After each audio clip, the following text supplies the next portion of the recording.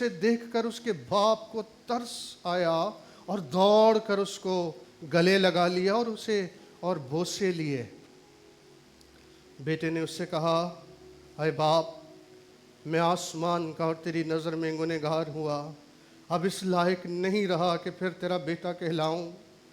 बाप ने अपने नौकरों से कहा, अच्छे से अच्छा जामा जल्द निकाल कर उसे पहनाओ और उसके हाथ में अंगूठी और पाँव में जूती पहनाओ और पले हुए बछड़े को लाकर ज़िबा करो ताकि हम खाकर खुशी मनाएं, क्योंकि मेरा ये बेटा मुर्दा था अब जिंदा हुआ है, खो गया था अब मिला है। बस वो खुशी मनाने लगे। लेकिन उसका बड़ा बेटा खेत में था। जब वो आकर घर के नज़दीक पहुंचा तो गाने बजाने और नाचने की आवाज़ सुनी और एक नौकर को बुलाकर दरियाफ्त करने लगा कि ये क्या हो रहा है। उसने उससे कहा, तेरा भाई आ गया है और तेरे बाप ने पला हुआ बछड़ा ज़िबा कराया है, क्योंकि उसे भला चंगा पाया। वो गुस्से हुआ और अंदर जाना ना चाहा, मगर उसका बाप बाहर जाकर उसे मनाने लगा। उसने अपने बाप से कहा, जवाब में कहा, देख, इतने बरसों से मैं तेरी खिदमत करता हूँ और कभी तेरी हुक्म अदूली नहीं की, मगर मुझे तूने कभी एक बकरी का बच्चा भी ना दिया कि अपने दोस्तों के साथ खुशी मनाता। लेकिन जब तेरा ये बेटा आया जिसने तेरा माल मता कस्बियों में उड़ा दिया, तो उसके लिए तूने पला हुआ बछड़ा ज़िबा कराया। उसने उससे कहा, बेटा, तू तो हमेशा मेरे पास है और जो कुछ मेरा है वो तेरा ही है, लेकिन खुशी मनाना और शादमान होना मुनासिब था, क्योंकि तेरा ये भाई मुर्दा था अब ज़िंदा हुआ, खोया हुआ था अब मिला है। खुदावंद के कलाम के पढ़े और सुने जाने पर उसकी बरकत हो। दीन मसीहत या दीगर अदियान या मज़ाहिब से एक मुनफरद और मुमताज़ हैसियत रखता है। ये बात मैं इसलिए नहीं कह रहा कि हम इस दीन के पैरोकार हैं, इस दीन के मानने वाले हैं, मैं इस दीन पर ईमान रखता हूँ। इसके कई शवाहिद हैं। मसलन इसकी तालीमात दीगर मज़ाहब से मुनफरद हैं, जुदा हैं, अलग हैं। जैसे हमें किताब मुक़द्दस में ये तालीम दी गई है कि अपने दुश्मनों से भी मोहब्बत रखो, अपने सताने वालों के लिए दुआ करो, 7 नहीं 7 के 70 बार भी मुआफ़ कर दो। फिर एक ऐसा गोल्डन रूल किताब मुक़द्दस में मसीह यीशु ने हमें दिया कि जैसा तुम चाहते हो कि लोग तुम्हारे साथ करें, तुम भी उनके साथ वैसा ही करो। फिर मसीह ने हमें सिखाया कि अपने आप को छोटा बनाओ तो तुम बड़े किए जाओगे, जो अपने आप को छोटा करेगा वो बड़ा किया जाएगा। फिर जहाँ दुनिया अपनी खुदी को बुलंद करने की तालीम देती है, वहाँ मसीह ने अपनी खुदी के इनकार करने की तालीम हमें दी है। तो मसीही तालीमात भी जो हैं वो दुनिया की तालीमात से, दीगर अदियान की तालीमात से अलग हैं, मुनफरिद हैं, जुदा हैं। इस एतबार से भी ये मज़हब कह लें या दीन कह लें, मुनफरिद और जुदा है। फिर ये एक आलमगीर दीन है, चूँकि खुदा ने जहान से, सारी दुनिया से ऐसी मोहब्बत रखी कि अपना इकलौता बेटा बख्श दिया, ताकि जो कोई उस पर ईमान लाए हलाक ना हो बल्कि हमेशा की ज़िंदगी पाए। तो निजात का दरवाज़ा मसीहत में सबके लिए खुला है। खुदा ने सारे जहान से प्यार किया है, सारी दुनिया से मोहब्बत की है। और इसका अक्स हमें पुराने अहद में भी मिलता है, जब हम यूना की किताब पढ़ते हैं, जहाँ खुदा नैनवा की फ़िक्र करता हुआ हमें दिखाई देता है और कहता है कि वहाँ जाकर तौबा की मनादी कर। और यूना क्यों नहीं वहाँ जाना चाहता था? उसकी वजह यह थी कि उसको पता था कि मैं वहाँ जाऊँगा, मनादी करूँगा तो वो लोग तौबा कर लेंगे और खुदा उनको क्या कर देगा? मुआफ़ कर देगा। तो खुदा ने सारे जहान से मोहब्बत की है। फिर उसके बाद मसीहत محض ایک مذہب ہی نہیں ہے، ایک دین ہی نہیں ہے۔ مذہب تو اصولات کا، قوانین کا، شریعت کا ایک کہہ لیں ڈھانچہ ہے، خاکہ ہے، جس کے اندر انسان کو باندھا جاتا ہے۔ اور مذہب ایک ایسے راستے کا نام ہے، ایک ایسی سیڑھی کا نام ہے جس پر چڑھ کر تو وہ خدا تک رسائی پانا چاہتا ہے، خدا کو پسند آنا چاہتا ہے، خدا تک پہنچنا چاہتا ہے۔ تمام مذاہب جو ہیں وہ خدا تک پہنچنے کا راستہ ہمیں جو ہے وہ بتاتے ہیں۔ لیکن گو کہ مسیحت میں بھی تعلیمات ہیں، قوانین ہیں، شریعت ہے، لیکن آپ دیکھیے اس اعتبار سے بھی یہ دیگر مذاہب سے الگ ہے، منفرد ہے، جدا ہے کہ یہ محض مذہب نہیں ہے، یہ ایک رشتہ ہے، یہ ایک تعلق ہے، یہ ایک ریلیشن ہے، کیونکہ خدا انسان کے ساتھ خود آسمان سے نیچے جو ہے وہ اپنے بیٹے مسیح یسوع کے وسیلے سے رسائی کرتا ہے۔ تم نے نہیں بلکہ میں نے تمہیں چن لیا۔ ہم کھوئے ہوئے تھے، خدا نے ہمیں ڈھونڈا ہے، الگ کیا ہے۔ خدا اور انسان کے بیچ میں درمیانی ایک ہی ہے، اور وہ کون ہے؟ یسوع مسیح ہے۔ تو بیٹے کے وسیلے اس نے انسان کے ساتھ ملاپ کر لیا۔ تو گویا یہ ایک ریلیشن شپ ہے، یہ ایک رشتہ ہے، تعلق ہے، ایک ناطہ ہے۔ خدا کی اپنی ذات اقدس میں بھی ہمیں باپ، بیٹے اور روح القدس کا تعلق نظر آتا ہے، اور پھر جو کوئی بیٹے پر ایمان لاتا ہے وہ ذات الہی میں شریک ہو جاتا ہے۔ تو یہ ریلیشن شپ ہے، یہ محض مذہب ہی نہیں ہے۔ اور چونکہ خدا نے اپنی ذات میں بھی یہ رشتہ ناطہ رکھا ہوا ہے، پھر اس نے ہم انسانوں کو بھی رشتوں اور ناطوں کی ڈوریوں میں باندھا ہے۔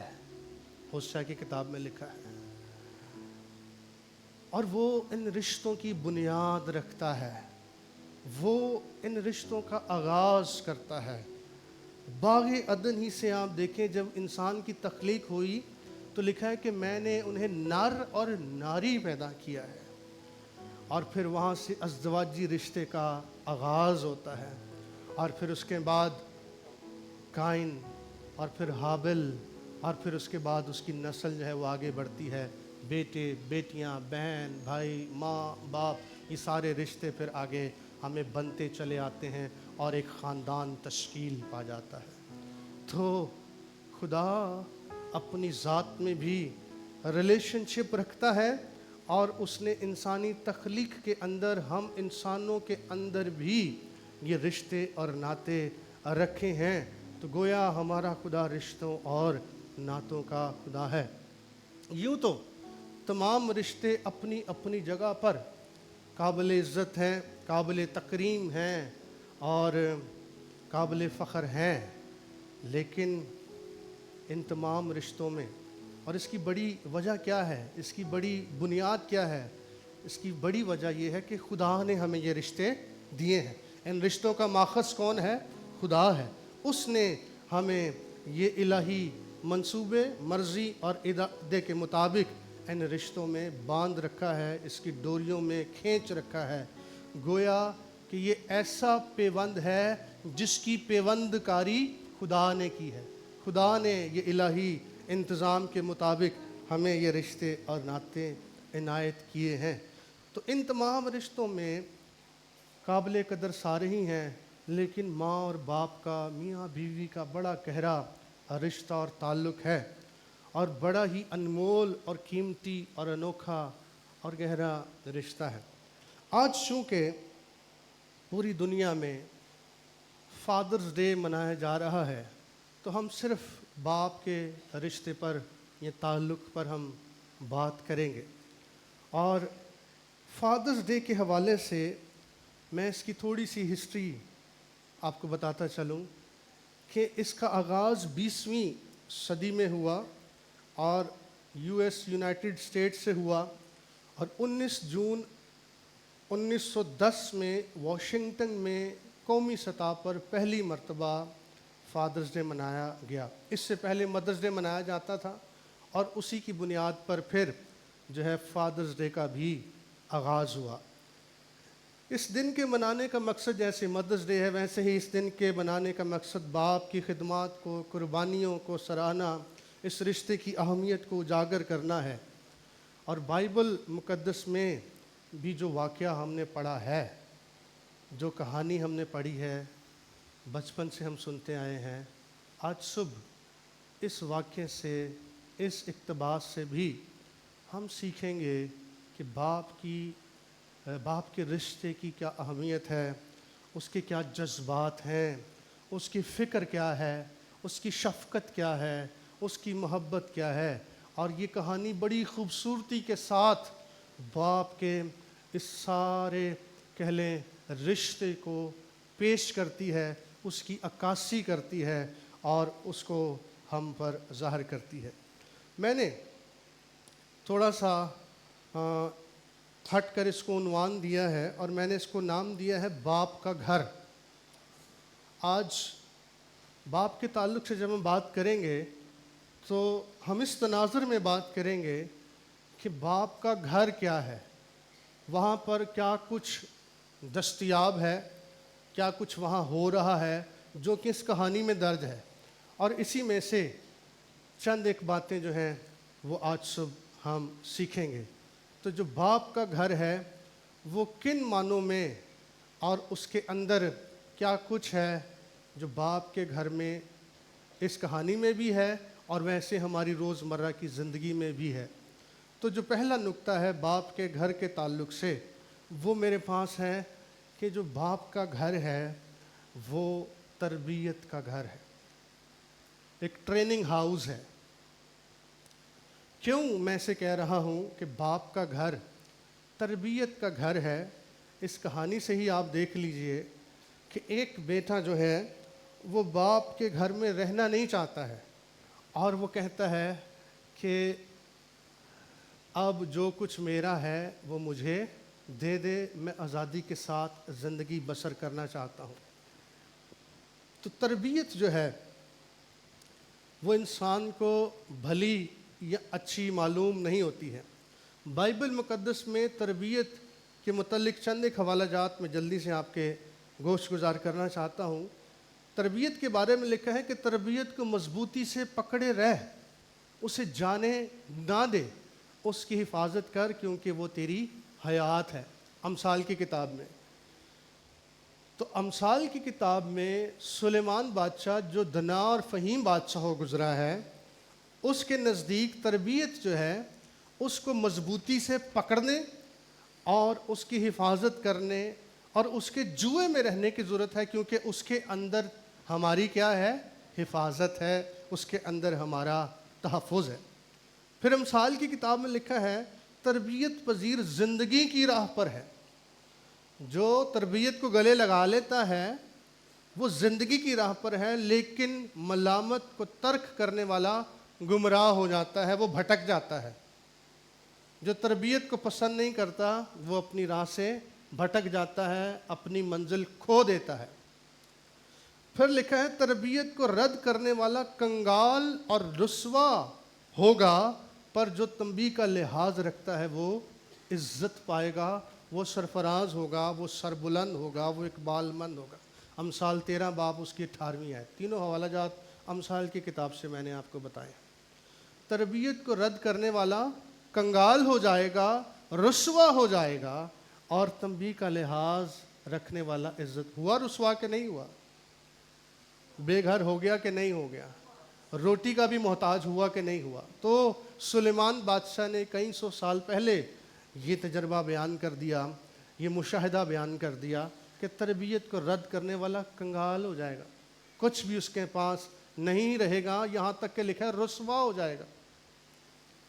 پھر سب چھوڑ کر اس کو چلے گئے اور سور کی پھلیاں کھانے کا مشتاق ہو گیا، کہتا تھا کہ شاید میں اسی سے اپنا پیٹ بھر لوں۔ تربیت ایک ایسا عمل ہے جس کے ساتھ ایک چیز جڑی ہوئی ہے جو کہ ہر ایک کو، خواہ وہ کوئی طالب علم ہو، شاگرد ہو، بچے ہوں یا عمر کے کسی بھی حصے میں ہوں، وہ اسے بری لگتی ہے۔ اور وہ کیا ہو سکتی ہے؟ اس کے ساتھ جو چیز جڑی ہوئی ہے، دیکھیے میرے ساتھ ذرا عبرانیوں کا خط، جس کے سبب سے تربیت ہمیں بری معلوم ہوتی ہے۔ عبرانیوں اس کا 12واں باب۔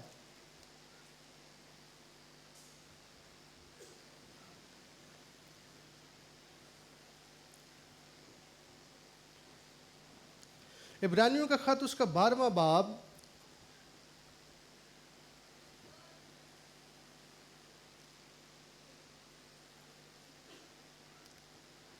اور اس کی 5ویں آیت سے میں آپ کے لیے پڑھ رہا ہوں۔ لکھا ہے، اور تم اس نصیحت کو بھول گئے ہو جو تمہیں فرزندوں کی طرح کی جاتی ہے۔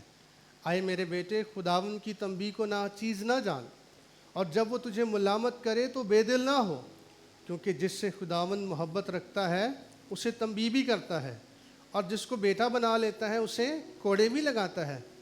تم جو کچھ دکھ سہتے ہو وہ تمہاری تربیت کے لیے ہے۔ خدا فرزند جان کر تمہارے ساتھ سلوک کرتا ہے۔ وہ کون سا بیٹا ہے جسے باپ تنبیہ نہیں کرتا؟ اور اگر تمہیں وہ تنبیہ نہ کی گئی جس میں سب شریک ہیں، تو تم حرام زادے ٹھہرے، نہ کہ بیٹے۔ علاوہ اس کے جب ہمارے جسمانی باپ ہمیں تنبیہ کرتے تھے اور ہم ان کی تعظیم کرتے رہے، تو کیا روحوں کے باپ کی اس سے زیادہ تابعداری نہ کریں جس سے ہم زندہ رہیں؟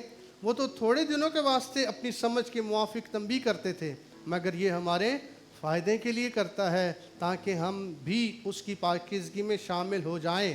اور بالفعل ہر قسم کی تنبیہ خوشی کا نہیں بلکہ غم کا باعث معلوم ہوتی ہے، مگر جو اس کو سہتے سہتے پختہ ہو گئے ان کو بعد میں چین کے ساتھ راست بازی کا پھل بخشتی ہے۔ تو تربیت کے ساتھ کون سی چیز جڑی ہوئی ہے؟ غم، دکھ، سزا۔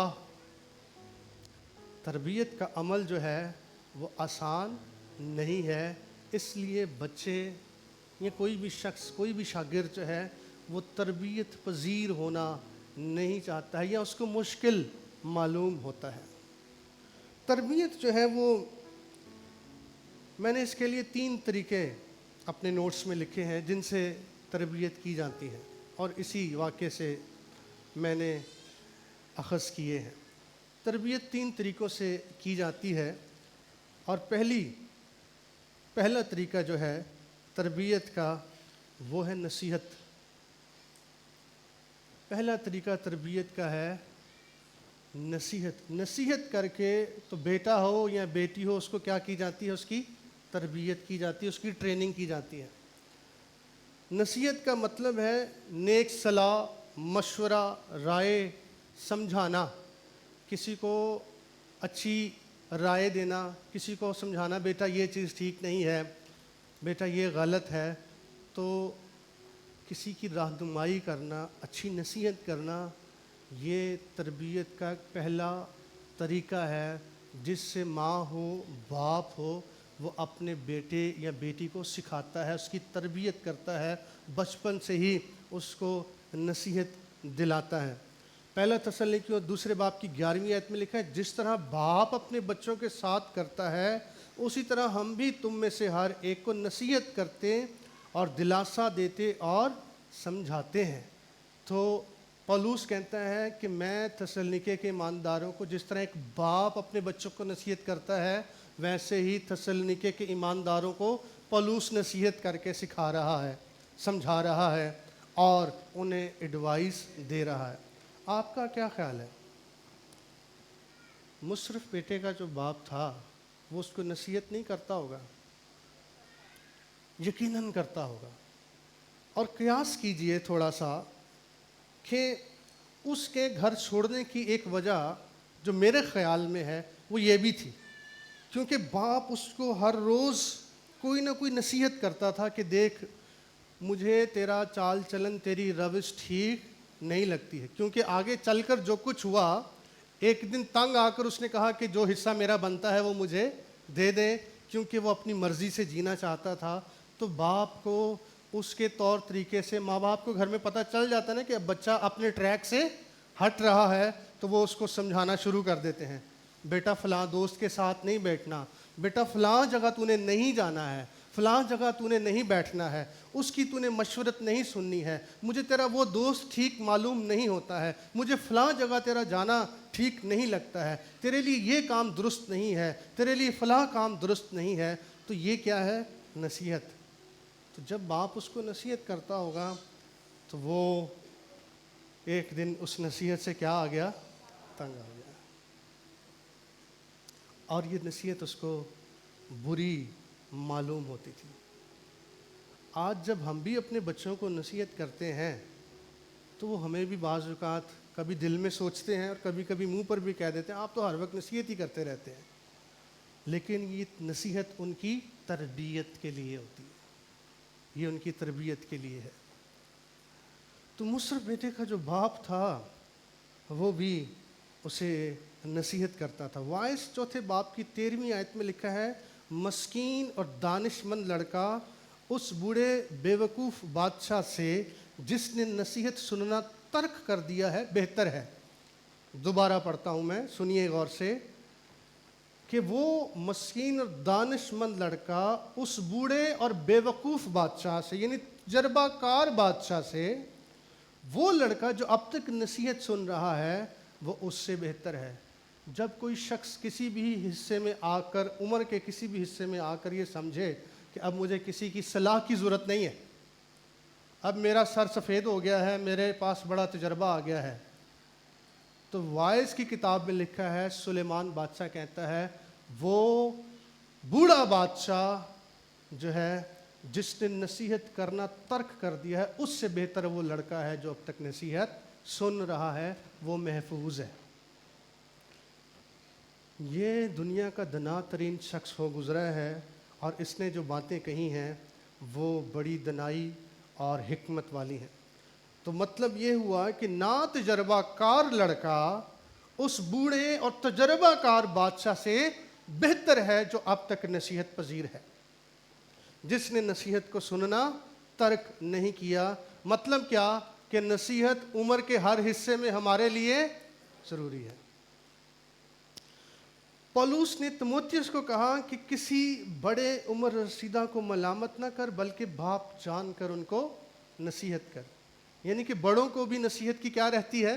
ضرورت رہتی ہے, ایڈوائز کی ضرورت رہتی ہے. پہلا تیموتھیوس 5واں باب پہلی آیت.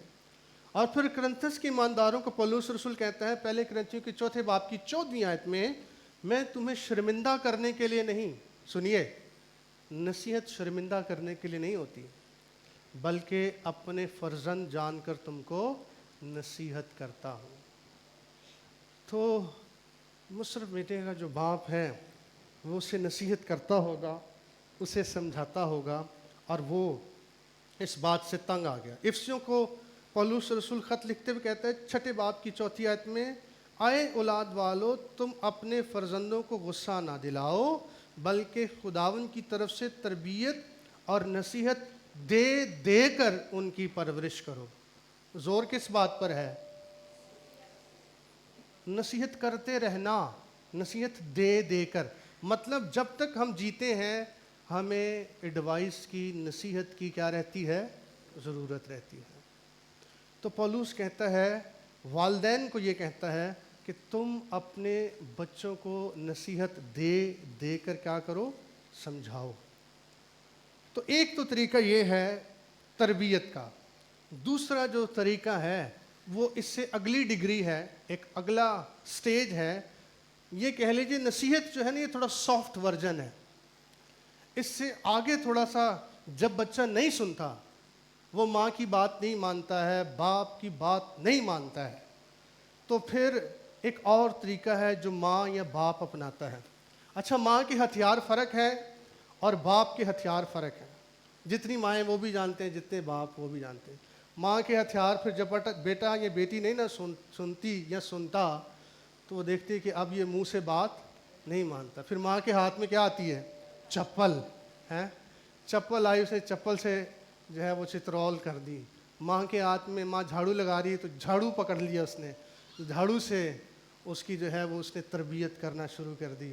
باپ جڑا جو ہے نا وہ ذرا اسٹرانگ ہے, وہ پھر پکڑتا ہے جس بیٹ سے بیٹا کھیل گیا, لا آج پھر تیرے کو میں سیدھا کرتا ہوں, اسی سے اس کی دھلائی کر دینی ہے. ماں کے ہاتھ میں بھی کبھی کبھی بیلنا بھی آ جاتا ہے. تو ماں کے ہتھیار فرق ہیں, باپ کے ہتھیار فرق ہیں. باپ پھر کبھی غصے میں آتا ہے, پھر وہ کیا نکال لیتا اپنا بیلٹ, آج پھر اس کو سیدھا کرتا ہوں میں. تو اس سے بڑھ کر ایک ہے تنبیہ. جب نصیحت سے بات نہیں نہ چلتی, پھر وہ کیا کرتا ہے, تنبیہ کرتا ہے. تنبیہ جو ہے وہ تھوڑا سا کہہ لیں اس کا اگلا سٹیج ہے, ایک اسٹرانگ ورژن ہے.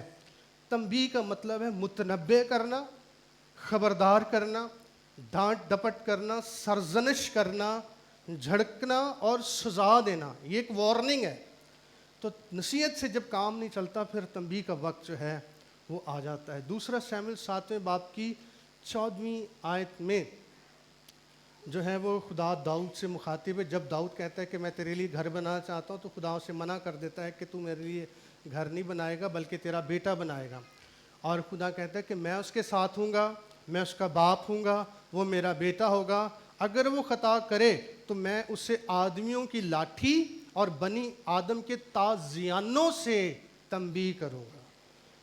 میں اگر وہ خطا کرے تو آدمیوں کی لاٹھی اور بنی آدم کے تازیانوں سے تنبیہ کروں گا. تازیانے کا مطلب چابک, ہنٹر, کوڑا یا بید, جس سے ملازموں کو سزا دی جاتی ہے. تو جب نصیحت نہیں کوئی سنتا تو پھر اس کو تنبیہ کی جاتی ہے. اور تنبیہ جو ہے اس میں تازیانے کا, لاٹھی کا بھی استعمال کیا جاتا ہے. امثال 13 باب کی 24ویں آیت میں لکھا ہے, وہ جو اپنی چھڑی کو باز رکھتا ہے اپنے بیٹے سے کینہ رکھتا ہے.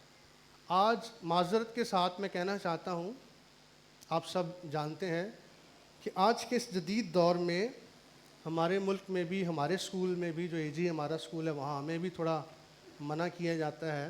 لیکن پھر بھی کبھی کوئی بچہ نہیں سنتا تو ہم تھوڑا بہت اس کے ساتھ سختی سے پیش آ جاتے ہیں. وہ ہمارے ہی بچے ہوتے ہیں, زیادہ کلیسیا کی بیٹے بیٹیاں ہوتے ہیں, تو اتنا زیادہ کوئی مسئلہ نہیں ہوتا. کبھی کبھی ہو بھی جاتا ہے, کہیں کہیں والدین ناراض ہو بھی جاتے ہیں. لیکن ہوتا کیا ہے کہ آج جو ہے والدین بھی اور اسکولوں کے اندر بھی یہ رول ہے کہ آپ بچے پر ہاتھ نہیں اٹھا سکتے ہیں, آپ چھڑی کا استعمال نہیں کر سکتے ہیں.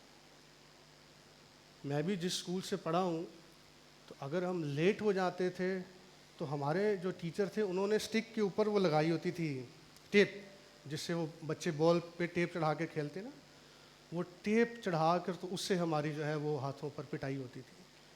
تو کبھی ہوم ورک نہیں کیا ہے, کبھی کوئی شرارت کر دی ہے, تو گھر آ کر ڈر کے مارے ہم اپنی ماں کو باپ کو بتاتے نہیں تھے کہ ہمیں آج سر نے مارا ہے, مس نے مارا ہے. وہ کیوں نہیں بتاتے تھے؟ ہمیں یہ پتہ تھا گھر پہ آ کر بتائیں گے تو ماں ہمیں یا باپ ہمیں اور ماریں گے, کیونکہ تو نے ضرور کوئی نہ کوئی شرارت کی ہوگی, اچھا کیتے تینوں مارے انہوں نے. لیکن آج تھوڑا سا الٹ ہو گیا ہے. آج پیرنٹس کے اندر بھی اس بات کی کمی ہے اور وہ اس بات کو برداشت نہیں کرتے. اور بائبل مقدس کی تعلیم یہ ہے, میں امثال کی کتاب سے پڑھ رہا ہوں, کہ وہ جو اپنی چھڑی کو باز رکھتا ہے اپنے بیٹے سے کینہ, یعنی کیا, نفرت رکھتا ہے. چھڑی سے باز رکھنا بیٹے سے محبت نہیں ہے, اس سے نفرت کا اظہار ہے. پر وہ جو اس سے محبت رکھتا ہے بر وقت اس کو تنبیہ کرتا ہے. پھر امثال 29:15 میں لکھا ہے, چھڑی اور تنبیہ حکمت بخشتی ہے. اس چھڑی کے اندر حکمت ہے, دانائی ہے. لیکن جو لڑکا بے تربیت چھوڑ دیا جاتا ہے وہ اپنی ماں کو رسوا کرتا ہے. جس بیٹے کی تربیت نہیں کی جاتی ہے, جس کو چپلیں نہیں پڑی ہیں, جس کو جھاڑو نہیں پڑے ہیں, میں کہتا ہوں وہ مبارک نہیں ہے, وہ باعث برکت نہیں ہے. زبور 141 اس کی 5ویں آیت میں لکھا ہے, صادق مجھے مارے تو مہربانی ہوگی, وہ مجھے تنبیہ کرے تو گویا سر پر روغن ہوگا. صادق مجھے مارے تو مہربانی ہوگی, اور وہ مجھے تنبیہ کرے تو میرے سر پر گویا روغن ہوگا. روغن یعنی کسی چیز کا چکنا عرق, جو چہرے کو رونق بخشتا ہے, جو چمک کو بڑھاتا ہے. بہنیں استعمال کرتی ہیں نا مختلف چیزیں پر رونق نظر آنے کے لیے, تو وہ جو عرق ہے وہ نرماہٹ کو, آب و تاب کو, شادابی کو, نکھار کو پیدا کرتا ہے. اور ایسے ہی تنبیہ بھی ہے, ایسے ہی چھڑی بھی ہے, ایسے ہی جو ہے وہ صادق مجھے مارے تو میرے لیے مہربانی بھی ہوگی۔ تو لہٰذا تنبیہ کا، چھڑی کا بھی ہونا بہت ضروری ہے۔ اور قیاس ہم کر سکتے ہیں کہ کوئی تھوڑی بہت سختی اس نے بھی کی ہوگی، جس سے اب بیٹا جوان ہو گیا تھا نا، بڑا ہو گیا تھا، تو اس نے کہا نہیں اب بات نہیں بنے گی، لہٰذا جو حصہ میرا ہے وہ مجھے دے دیا جائے۔ آج صبح میں تمام بیٹے بیٹیوں سے بھی مخاطب ہوں کہ آج کی جو چھڑی کا استعمال ہے، آج کی باپ کی جو نصیحت ہے، آج کی ماں کی جو پٹائی ہے، اسے اپنے لیے برکت جانیں۔ تیسری چیز جس سے تربیت کی جاتی ہے، نہ صرف نصیحت ہے، تنبیہ ہے، تیسری بات جس سے تربیت کی جاتی ہے وہ ہے نظم و نسق، یعنی ڈسپلن۔ ڈسپلن بھی والدین کرتے ہیں، ماں باپ کرتے ہیں۔ وائس تیسرے باب کی پہلی آیت میں کیا لکھا ہے؟ ہر چیز کا ایک موقع اور ہر کام کا جو آسمان کے نیچے ہوتا ہے ایک وقت۔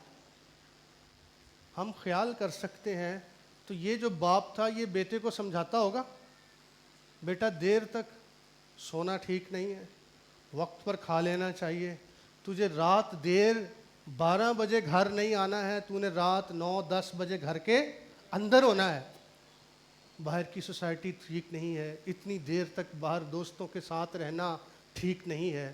تو یہ باپ کیا کر رہا ہے؟ اپنے بچے کو ڈسپلن کر رہا ہے۔ ماں بھی بیٹیوں کو ڈسپلن کرتی ہیں۔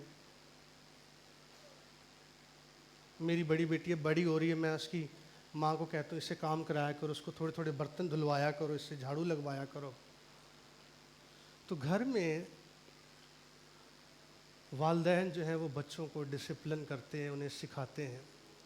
تو آپ یہاں دیکھیے اس واقعے کے اندر آپ کا کیا خیال ہے کہ جو بڑا بیٹا تھا جب وہ آیا ہے وہ کہاں سے آ رہا تھا؟ وہ کھیت سے آ رہا تھا۔ تو کیا خیال ہے آپ کا کہ اس کو باپ نہیں بولتا ہوگا کہ تیرا بڑا بھائی کھیت میں گیا ہے، جا تو بھی جا کر کھیت میں اس کی مدد کر، کوئی ہل جوت، کوئی بیج بو، کوئی جا کر کھیت میں کام کر، اتنی فصل، اتنی زمین ہماری ہے۔ لیکن ایسا لگتا ہے کہ مصرف بیٹے کو یہ سارے کام پسند نہیں تھے۔ بڑا بیٹا کھیت میں ہے اور وہ باپ کی مدد کر رہا ہے، باپ کا کاروبار، باپ کا کام سنبھال رہا ہے، لیکن اسے کھیت میں کام کرنا پسند نہیں، اسے ڈسپلن جو ہے وہ پسند نہیں ہے۔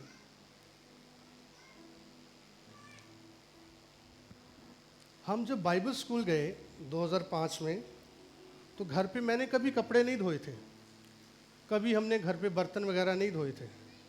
جب ہم وہاں چلے گئے تو وہاں ہاسٹل میں ہمارے پاس 2 واشنگ مشینز تھیں، ہم 14 لڑکے تھے ہاسٹل میں، وہاں سب نے اپنے اپنے کپڑے دھونے ہیں۔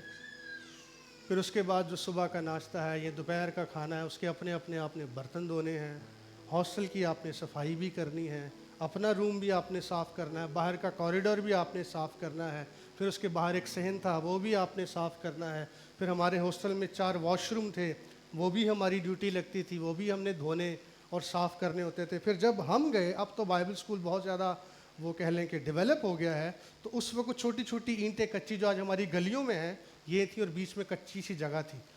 تو وہ اکثر شام کو 5 بجے جو ہے وہ ہمیں بلا لیتے تھے پاسٹر صاحب کہ تمہاری کرسچن سروس ہوگی، تو سارے لڑکے جو ہاسٹل کے تھے وہ چلے جاتے تھے۔ 2 بجے ہم لنچ کر کے تو ہم جاتے تھے ہاسٹل کو، گھنٹہ ایک آرام کر کے تو 4 بجے اٹھ کے 5 بجے واپس۔ تو کبھی وہ اینٹیں اٹھوا کر ہم سے کسی کونے میں لگوا دیتے تھے، کبھی اٹھا کر ہم سے کسی کونے میں لگوا دیتے تھے۔ یہ تمہاری کیا ہے؟ کرسچن سروس ہے۔ تو ہمارا ایک لڑکا تھا، وہ ہم سب میں عمر میں چھوٹا تھا، اس وقت وہ لاڑکانہ میں خدمت کر رہا ہے، اس کا نام یاسر ہے۔ اینٹیں اٹھائی ہوئی تو کہہ رہا ہے آئے خدا موسیٰ کو بھیج تاکہ وہ ہمیں یہاں سے نکالے۔ تو وہاں جا کر کے بھی ہم نے سیکھا کہ ڈسپلن کیا ہوتا ہے، نظم و نسق کیا ہے۔ صبح اٹھنا ہے، صبح صبح ہماری ڈیوٹی لگی ہوئی تھی، آپ نے صبح پہلے ہمارا ایک چیپل تھا اس میں آپ نے دعا کرنی ہے، تو کبھی ہم جاتے تھے کبھی ہم نہیں بھی جاتے تھے۔ تو ایک دن صبح صبح جناب پاسٹر صاحب صبح 6 بجے آ گئے، ہائی روف تھی ان کے پاس، اس میں آگے صبح صبح آ کے ہاسٹل کا دروازہ کھولا، ठक हमारे कमरों के अंदर, जितने लड़के कमरों में थे सब दौड़े हॉस्टल से उस चैपल के अंदर। तो वहाँ हमने सीखा डिसिप्लिन क्या होता है। तो एक बाप जो है वो घर में क्या कायम करता है, डिसिप्लिन को कायम करता है, नज़्म व नस्क, कब आपने उठना है, कब आपने खाना खाना है, ये सारी चीज़ें। तो ये बाप भी अपने बेटे को सिखाता होगा, समझाता होगा कि बेटा ये काम का वक्त है, जा सुबह उठ खेत में जाकर काम कर, लेकिन ये तैयार नहीं था। तो जो बेटा तरबियत पजीर नहीं होता है और वो नसीहत नहीं सुनता है, वो तंबीह नहीं पाता है, वो डिसिप्लिन नहीं होता है, नज़्म व नस्क में नहीं आता है, वो कभी तरक्की नहीं करता है, वो रस्वा हो जाता है, वो कंगाल हो जाता है, और फिर वो इस बेटे की तरह जो है वो परेशान हो जाता है, ख्वार हो जाता है। तो बाप का जो घर है, पहला नुक्ता जो हमने सीखा है वो कौन सा घर है, तरबियत का घर है। बाप का घर ट्रेनिंग हाउस है, तरबियत का घर है, जिससे इस बेटे ने फरार इख्तियार की है। दूसरी चीज़ जो मैंने यहाँ से ली है कि बाप का घर जो है वो ना सिर्फ ट्रेनिंग हाउस है, तरबियत का घर है, बल्कि वो हाउस ऑफ रिसोर्सेज है, वसाइल का घर है। बाप का घर वसाइल का घर है, रिसोर्सेज का घर है। शायद आपने भी पोस्ट सुनी, पढ़ी हो, देखी हो। वो एक पोस्ट पिछले दिनों मैंने पढ़ी, किसी ने कहा कि शौक़ तो माँ बाप के खर्चे या पैसों से होते हैं, अपने पैसों से तो सिर्फ ज़रूरतें ही पूरी होती हैं। तो ये बात किसी हद तक सच है कि शौक़ आदमी कब तक पूरे करता है, जब तक वो अपने बाप के खर्चे पर होता है। जब वो खुद कमाने लग जाता है तो फिर वो महज अपनी ज़रूरतें ही पूरी करता है, उसको पता है कि कितनी मेहनत से ये पैसे कमाए गए हैं। तो बाप का घर जो है वो वसाइल का घर है। देखिए जब ये बेटा लौटा है तो किस हालत में ये लौटा है, ये बिल्कुल कोई इसका पुरसाने हाल नहीं है, ये बेयारो मददगार है, और इसके तन पर कपड़ा भी नहीं है, इसके पाँव में जूती भी नहीं है, इसके हाथों में अंगूठी भी नहीं है। अब शायद ये भूखा रह रह कर ये बीमार हो चुका है, ये लागर हो चुका है, ये कमज़ोर हो चुका है, इसकी पहले जैसी सेहत भी नहीं रही है, इसकी पहले जैसी चेहरे की आबो ताब भी नहीं रही है, ये मुरझाए हुए फूल की मानद है। लेकिन ये होश में आकर अब अपने बाप के पास लौटा है, और ये सोच कर लौटा है कि अब मैं तेरा बेटा कहलाने के लायक नहीं रहा, मुझे अब अपने नौकरों जैसा कर ले। लेकिन बाप का घर चूंकि वसाइल का घर है, बाप का घर चूंकि रिसोर्सेस का घर है, लिहाजा बाप ने जब बेटे को देखा है तो दूर से ही देखकर वो दौड़ा इसके पास चला गया है, और बाप के पास पहुंचते ही जैसे ये बाप के पास पहुंचा है, बाप ने इसे गले लगा लिया, इसे बोसे दिए, इसे चूमा, इसे प्यार किया है, और जो हालत उसने इसकी देखी है उससे वो देखी नहीं जाती है। और सबसे पहले उसने क्या कहा है अपने नौकरों को, अच्छे से अच्छा लिबास। मेरा बेटा नंगा है, इसके तन पर कपड़े नहीं है, और क्या लिखा है, कैसा लिबास, अच्छे से अच्छा। बाप अच्छे से अच्छा लिबास पहने या ना पहने, वो अपने बेटे या बेटी को अच्छे से अच्छा लिबास पहनाने की कोशिश करता है। याकूब ने अपने बेटे यूसुफ को, आपको याद है, एक कलरफुल जैकेट सिलवा कर दी थी, बुकलमून। मेरा सवाल है, याकूब ने कभी खुद भी बुकलमून पहनी थी? कभी अपने लिए भी सिलवाई थी उसने? लेकिन उसने किसको सिलवा कर दी है? अपने बेटे को, यूसुफ को सिलवा कर दी। बाप क्रिसमस हो, ईस्टर हो, कोई मौका हो, बच्चों की शॉपिंग सबसे पहले, फिर शायद वो वाइफ को भी दिला देगा। आखिरी शॉपिंग किसकी रह जाती है घरानों में? आमतौर पर कौन रह जाता है पीछे? मेरी खैर है, क्रिसमस ते बच्चों का है, ईस्टर ते बच्चों का है। और फिर कैसा लिबास? अच्छे से अच्छा। बाप ने खुद वो ब्रांड पहना हो या ना पहना हो, लेकिन उसने अपने बेटे के लिए वो ब्रांड लेना है। बच्चे को उसने अच्छी से अच्छी जीन्स लेकर देनी है, अच्छी से अच्छी उसने पोशाक लेकर देनी है। मेरे बेटे को अच्छे से अच्छा लिबास पहनाओ। ये है बाप की शफकत। ज़करिया 3 बाब पहली 7 आयत अगर आप पढ़ें तो वहाँ पर लिखा है, उसने हमारे मैले कपड़े उतार कर हमें नफीस पोशाक पहनाई। मैं और आप भी अपने माजी पर निगाह करें तो हम भी इस बेटे की मानद थे और हमारे कपड़े फटे हुए थे, गुनाह के सबब से वो मैले थे, गुनाह आलूदा थे, उस पर दाग थे, गुनाह का कीचड़ था। लेकिन आसमानी बाप से वो कीचड़ बर्दाश्त ना हुआ और हमें कैसी पोशाक उसने पहनाई, सलीब पर मुहैया की नफीस पोशाक उसने हमें पहनाई, रास्त बाजी का खिल्लत उसने हमें पहनाया, नजात के कपड़े उसने हमें पहनाए, हमारे नंग को उसने ढांपा है। और फिर खुदा ने सलीब पर अपने बेटे को बरहना कर दिया, लेकिन हमारे लिए उसने कपड़ों का इंतज़ाम कर दिया, अच्छे से अच्छा लिबास। फिर उसके बाद ना सिर्फ अच्छे से अच्छा लिबास है, दूसरे नंबर पर क्या है, उसके हाथ में अंगूठी नहीं है। अंगूठी फर्जंदियत को ज़ाहिर करती है, अंगूठी विरासत को ज़ाहिर करती है, अंगूठी इख्तियार को ज़ाहिर करती है, अंगूठी मालो दौलत को ज़ाहिर करती है। वो तो कह रहा था कि तू मुझे नौकरों जैसा ही कर ले, लेकिन बाप का दिल तो आप देखें ना, फिर वो तो बाप है। उसने कहा इसके हाथ में अंगूठी लाकर पहनाओ। आसर 8वें बाब की 8वीं आयत में लिखा है, बादशाह की अंगूठी से मोहर करो, क्योंकि जो नविश्ता बाप बादशाह के नाम से लिखा जाता है, उस पर बादशाह की अंगूठी से मोहर की जाती है और उसे कोई मनसूख नहीं कर सकता। तो बेटा क्या समझ रहा है कि अब बेटे होने का जो हक था, जो इख्तियार था, वो मैं खो चुका हूँ। लेकिन बाप दोबारा उसको अंगूठी पहनाकर वो इख्तियार, वो हैसियत वापस दे रहा है। तो अब भी मेरा बेटा है, तू मुझे छोड़कर गया था, मैंने तुझे नहीं छोड़ा था, लिहाजा इसके हाथ में अंगूठी पहनाओ, क्योंकि गुलाम या नौकर अब तक घर में नहीं रहता। कौन रहता है? बेटा अब तक घर में रहता है। बेटा तू बाप का घर छोड़कर गया था और अब चूंकि तू वापस आ गया है, तू फिर भी बेटा ही है और तू सदा वारिस रहेगा। जो कुछ बाप का है वो सब हमारा है। माँ बाप सारी ज़िंदगी किसके लिए जोड़ते हैं, किसके लिए मेहनत करते हैं?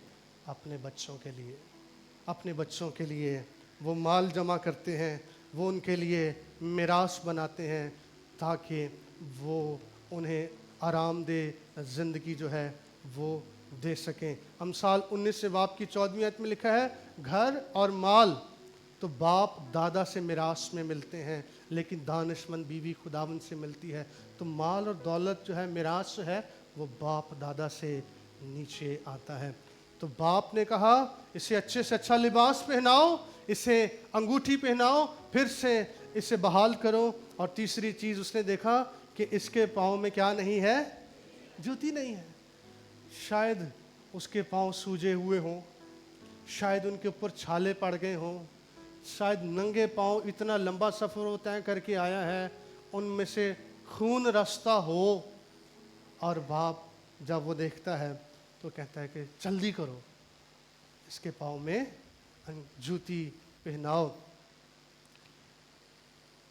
इस्तिस्ना 29वें बाब की 5वीं आयत में लिखा है कि मैं 40 बरस बियाबान में तुमको लिए फिरा और ना तुम्हारे तन के कपड़े पुराने हुए और ना तेरे पाँव की जूती पुरानी हुई।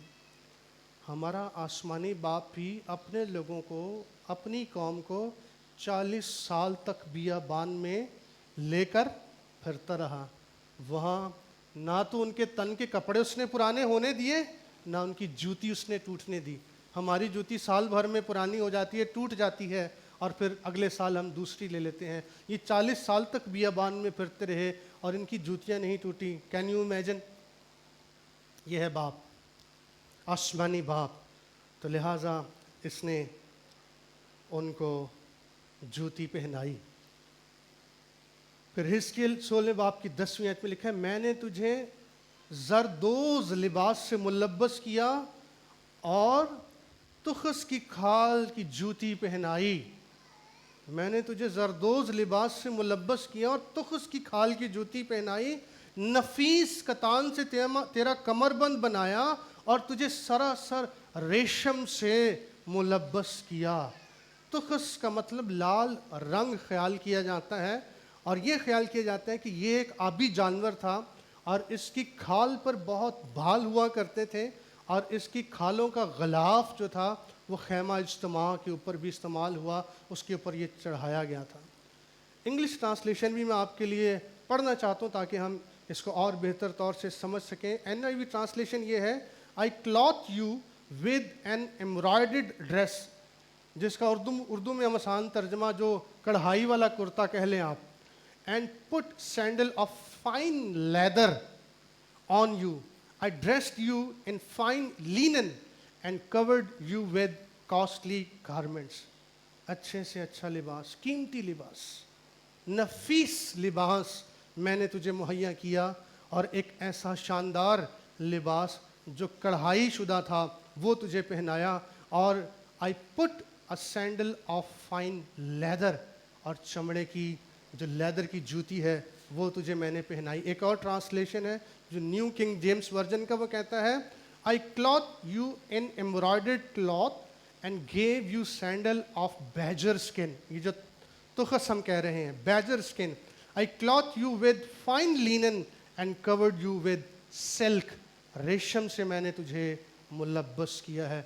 तो हमारे आसमानी बाप ने भी कोई कसर नहीं छोड़ी, ऐसा लिबास उसने अपने बेटे को, अपने बच्चों के लिए मुहैया किया है। तो लिहाजा अच्छे से अच्छा लिबास, अंगूठी, जूती, ये क्या है? वसाइल, रिसोर्सेस। ये सब कहाँ पूरे होते हैं? बाप के घर में पूरे होते हैं। और फिर चौथी चीज़ जिसका उसने हुक्म दिया कि अब क्या करो, पला हुआ बछड़ा, रोटी, खाना इफरात के साथ, वो कहाँ मिलती है? बाप के घर में, वो बाप के घर में मिलती है। मत्ती 7वें बाब की 9वीं आयत में लिखा है, तुम में ऐसा कौन सा आदमी है, तुम में ऐसा कौन सा आदमी है अगर उसका बेटा रोटी मांगे तो पत्थर, और अगर मछली मांगे तो सांप दे। जब तुम बुरे होकर अपने बच्चों को अच्छी चीज़ें देना जानते हो तो तुम्हारा आसमानी बाप तुम्हें अच्छी चीज़ें क्यों करना देगा? जहाँ ना सिर्फ ज़रूरियात भी पूरी होती हैं बल्कि वहाँ ख्वाहिशात भी पूरी होती हैं। माँ बाप के घर में सिर्फ ज़रूरियात नहीं बल्कि ख्वाहिशात भी और शौक़ भी पूरे होते हैं। तो बाप का घर रिसोर्सेस का घर है, वसाइल का घर है, वहाँ हमें ये सब चीज़ें दस्तयाब होती हैं। और इसी तरह हमारे आसमानी बाप का घर है जो सब कौमों के लिए दुआ का घर है। यहाँ खुदा हमारी हर एक ज़रूरत को पूरा करता है। तो बाप का जो घर है वो तरबियत का घर है, नंबर 1 हमने सीखा। नंबर 2, बाप का घर वसाइल का घर है। नंबर 3 और आखिरी बात, बाप का घर एहसासात और जज्बात का घर है। बाप का घर एहसासात और जज्बात का घर है, जिसमें सर फहरिस्त जो एहसास, जो जज्बा हमें यहाँ दिखाई देता है वो बाप की शफ़क़त और मोहब्बत का है। शफ़क़त का मतलब, शफ़क़त वो अमल है जो बड़ों से छोटों की जानिब होता है, जिसमें मेहरबानी, करम, अपनाइयत, नवाजिश, गमखारी, रहम, ये है वो शफ़क़त जो बाप की बच्चों के साथ हो सकती है। इससे ज़्यादा शफ़क़त क्या हो सकती थी?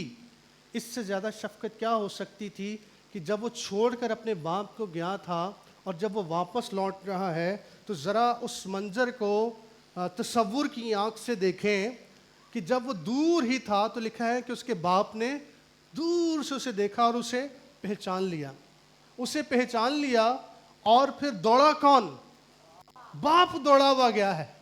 बाप दौड़ा गया है और उसने किसी शर्मिंदगी की परवाह नहीं की, कोई मुझे देख रहा है या नहीं देख रहा है, یہ مجھے چھوڑ کر گیا تھا، یہ میرا مال متا لے گیا تھا، یہ سب کچھ ختم کر کے آ گیا ہے. کسی چیز کی اس نے فکر نہیں کی ہے، کسی طرح کا غصہ، رنج اور ناراضگی اس نے اپنے اندر نہیں رکھی ہے. وہ شفقت، محبت، رحم، ترس، مہربانی سے بھرا ہوا وہ دوڑا چلا جا رہا ہے. اور یہ دوڑنا جو ہے یہ اس کی محبت کا اظہار ہے، یہ اس کی شفقت کا اظہار ہے، یہ اس کی اپنائیت کا اظہار ہے، یہ اس کے احساسات و جذبات ہیں جو اس کے اپنے بیٹے کے لیے ہیں، جس نے اس کو کھڑے رہنے نہیں دیا ہے، دوڑنے پر مجبور کر دیا ہے. اور وہ دوڑا چلا گیا ہے اور دوڑ کر اس کو گلے لگا لیا ہے، اس کو گلے لگا لیا ہے اور اس کے بوسے لیے ہیں، اس کو چوما ہے.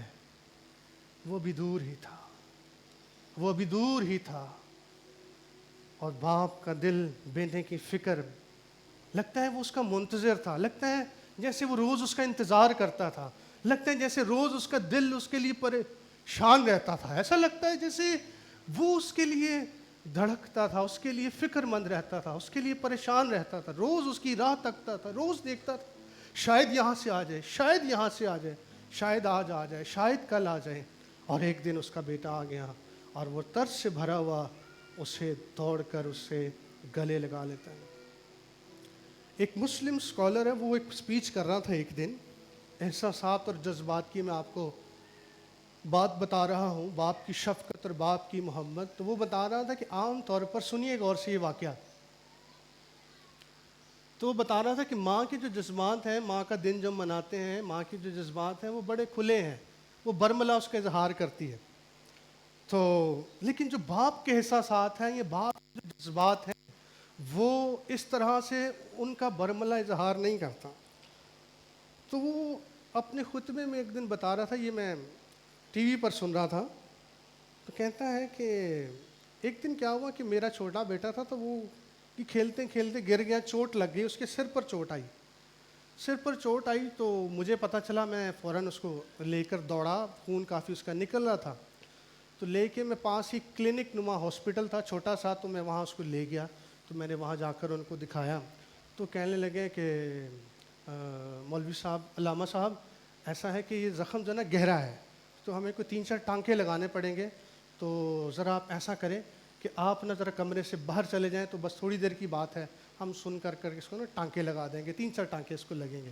تو اس بچے نے تو اپنے باپ کا نا ہاتھ ایسے پکڑا ہوا تھا زور سے، تو وہ رو بھی رہا تھا ساتھ ساتھ.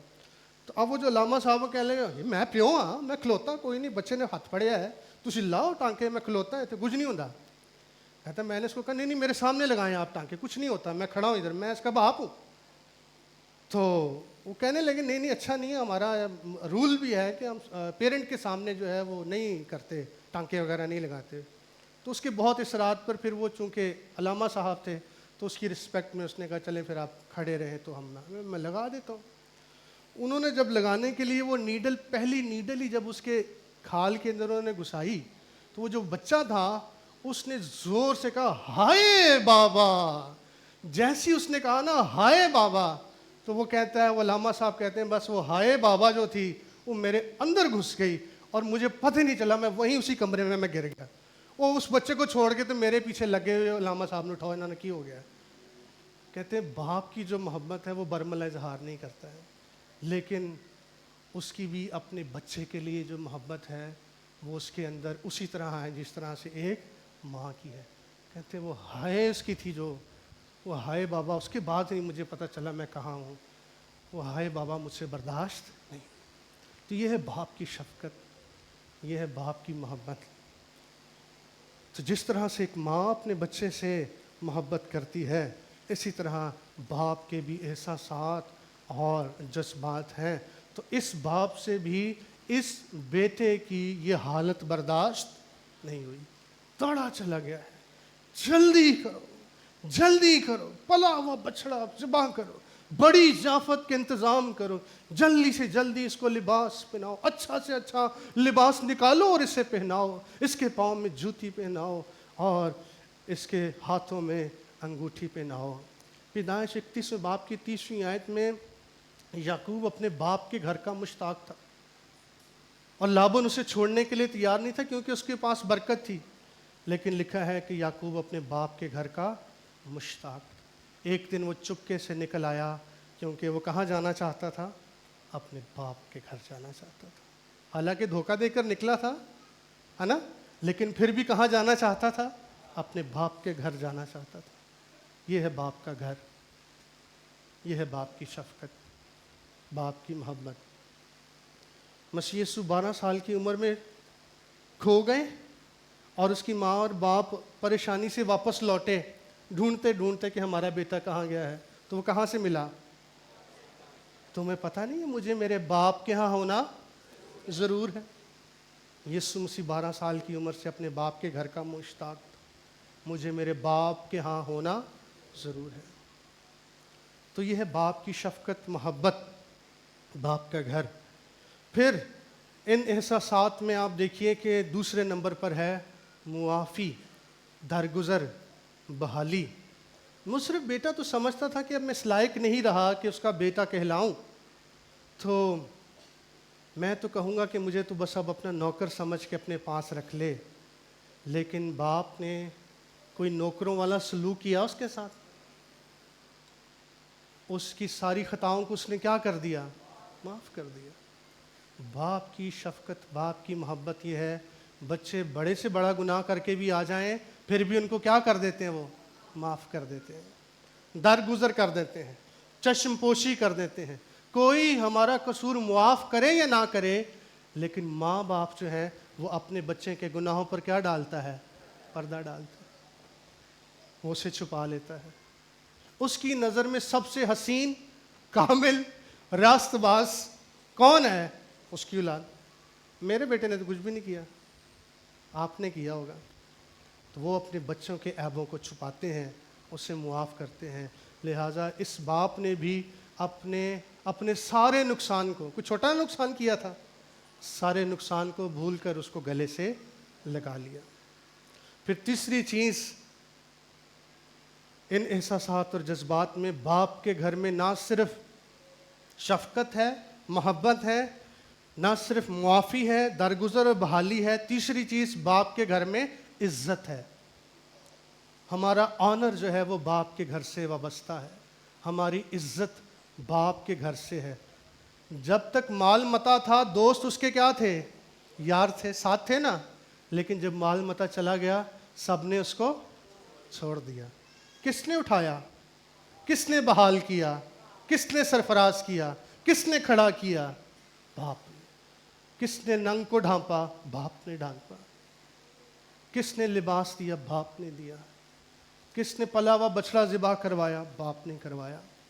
باپ کے گھر میں رسپیکٹ ہے، عزت ہے، جو باپ کے گھر سے ہی ملتی ہے۔ سب نے اپنا منہ پھیر لیا، دنیا مطلب کی یار ہو جاتی ہے، لیکن ماں باپ کبھی نہیں چھوڑتا۔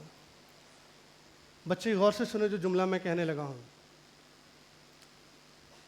دنیا میں اگر کوئی شخص آپ کا خیر خواہ ہو سکتا ہے خدا کے بعد، تو وہ آپ کی ماں یا آپ کا باپ ہو سکتا ہے، اور کوئی نہیں ہو سکتا۔ دنیا میں اگر ہمارا کوئی خیر خواہ ہو سکتا ہے، جو ہماری فکر کر سکتا ہے، جو ہمارے ساتھ وفادار رہ سکتا ہے، بھلے ہم وفادار ہوں یا نہ ہوں، وہ خدا کے بعد ہمارے پیرنٹس ہیں، ماں یا باپ ہیں۔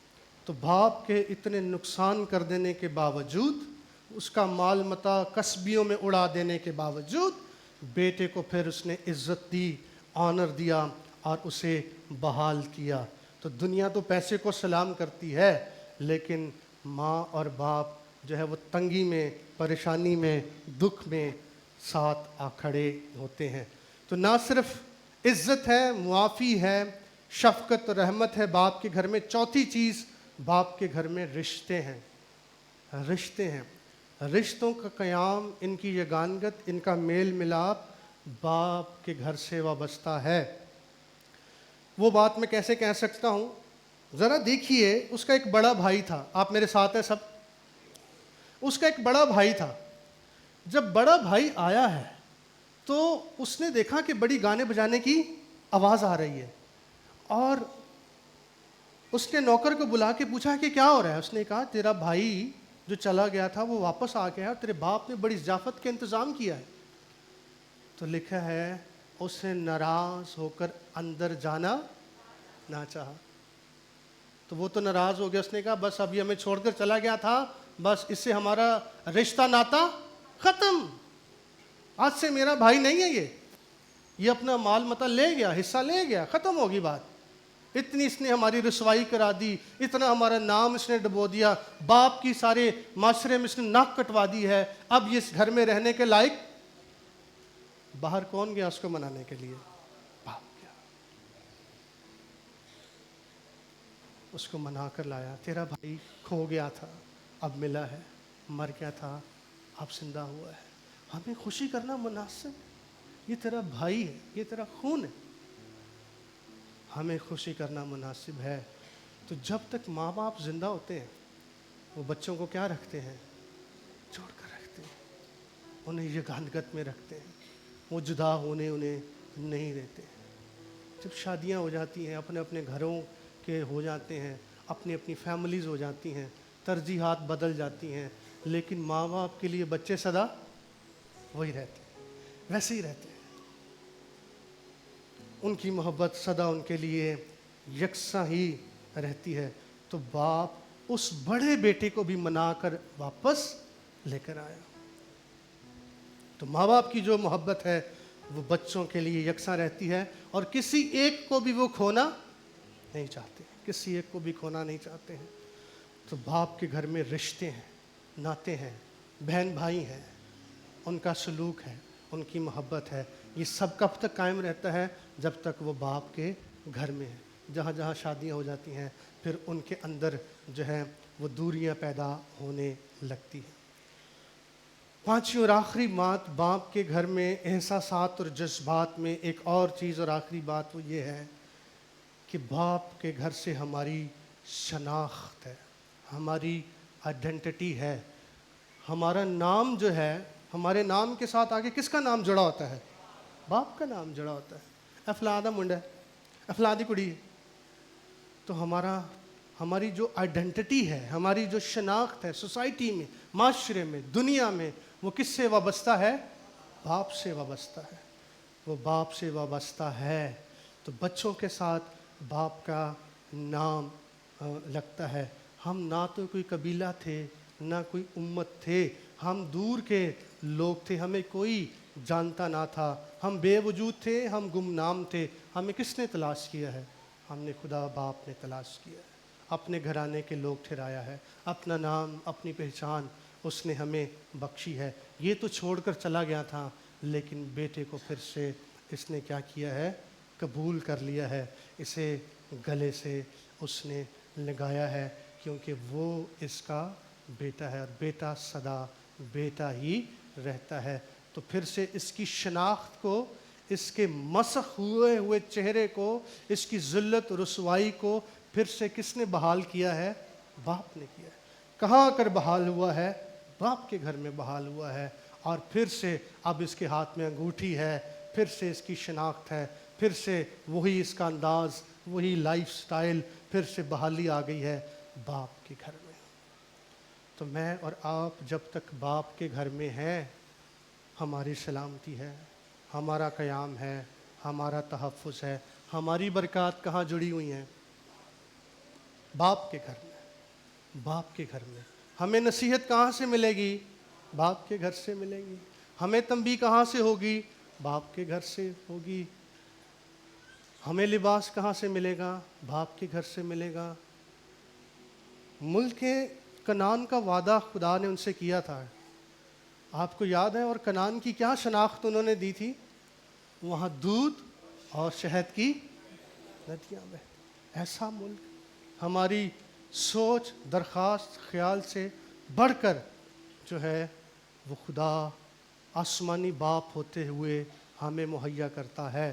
تو جب ہم سوچئے, جب ہم جسمانی والدین ہو کر اپنے بچوں کو یہ سب کچھ دینے کی کوشش کرتے ہیں, جو کچھ ہماری بساط میں ہے, بعض اوقات ہم اپنا ہاتھ تنگ کر لیتے ہیں, خود کو مشکل میں ڈال دیتے ہیں, لیکن بچوں کی ضروریات کو ہم کیا کرتے ہیں؟ پورا کرتے ہیں. تو دیکھیے وہ جو آسمانی باپ ہے, کیا وہ ہم جسمانی ماں باپ سے بڑھ کر نہیں؟ آج جتنے بچے یہاں بیٹھے ہیں ان کے لیے بھی, بیٹیاں جو بیٹھی ہیں بیٹے جو بیٹھے ہیں ان کے لیے بھی یہ نصیحت ہے، باپ کا گھر جو ہے، باپ کی جو عزت ہے، باپ کی جو شناخت ہے، باپ کا جو نام ہے، باپ کا جو کردار ہے، باپ کی جو گوائیاں ہیں، بھلے ہی معاشرے میں کوئی بھی آپ کو کتنے ہی آپ کی محبت کے دم بھرتا ہو، آپ کے ساتھ وفاداریوں کا وعدہ کرتا ہو، لیکن آپ کے ماں باپ سے بڑھ کر وہ خیر خواہ نہیں ہو سکتا ہے، آپ کا بھلا وہ نہیں سوچ سکتا ہے۔ تو اسی طرح سے ہمارا آسمانی باپ ہے، اس سے بڑھ کر ہمارے بارے میں کوئی فکر نہیں کر سکتا ہے۔ آئیے آج صبح ہم خداوند کی حضوری میں اس خدا باپ کا بھی شکر ادا کریں اور ساتھ اپنے والد کے کردار کو، اس کی حیثیت کے لیے بھی ہم شکر گزاری کریں۔ جتنوں کے والد حیات ہیں آج صبح وہ ان کا شکریہ ادا کریں، جن کے والد خداوند میں سو گئے ہیں وہ اس خداوند کی شکر گزاری کریں۔ ایک شعر ہے، لکھا ہے فرد قائم ربط ملت سے ہے، تنہا کچھ نہیں، موج تو دریا میں ہے، بیرون دریا کچھ نہیں۔ تو موجیں ہماری کہاں ہیں؟ آپ کے گھر میں۔ دریا میں موج اٹھتی ہے نا، سمندر میں پانی میں موج اٹھتی ہے، وہیں آسودگی ہے، وہیں تحفظ ہے، وہیں برکت ہے، وہیں سلامتی ہے، وہیں خیر ہے، اور وہیں ہماری برکت ہے۔ آئیے ہم دعا کے لیے اپنے سروں کو جھکائیں۔